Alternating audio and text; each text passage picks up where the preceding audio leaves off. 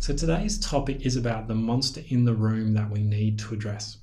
It's something that plagues many marketing teams out there. It occurs when you no longer recognize how your marketing structure fits together.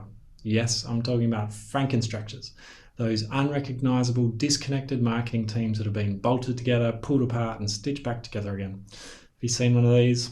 Are you in one of these now? They are difficult beasts, and while they work for a while, there soon comes a point in time where dysfunction sets in and the stitches and bandages come apart and you need a serious operation to fix it. Okay, so let's get into it. Number one is that there isn't an up-to-date org chart. If there is an org chart in existence, it is covered with red pen with new lines and boxes crossed out and added, and there's people on there that left 2 years ago. You might look at it and go, who is Gary? Number five, teams are constantly stepping on each other's toes, or at loggerheads there's either no clear lines of accountability and or too much duplication of functions. So we see this quite often. If there's any grey between teams or between roles, and that often causes the friction.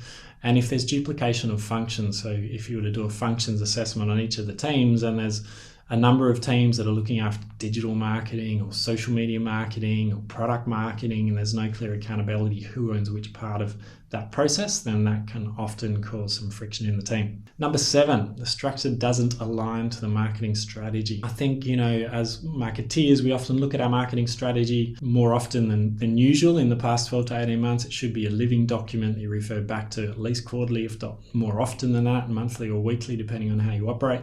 But often structure is seen as something more fixed. It's kind of like cement, where it should be, in my mind, a bit more like Play-Doh, and it should really align to the marketing strategy. So if you look at your strategy on one side and your marketing structure on the other, can you see which teams are responsible for which parts of the marketing strategy, which parts of the team are responsible for which audiences, segments, and is there any overlap there? Is there any clear link between the strategy and the structure? I firmly believe those two need to be aligned. It needs to be clear for teams. If not, you've got a Frankenstructure, you've got people doing work, not sure of how that links back to the strategy and not shifting the needle.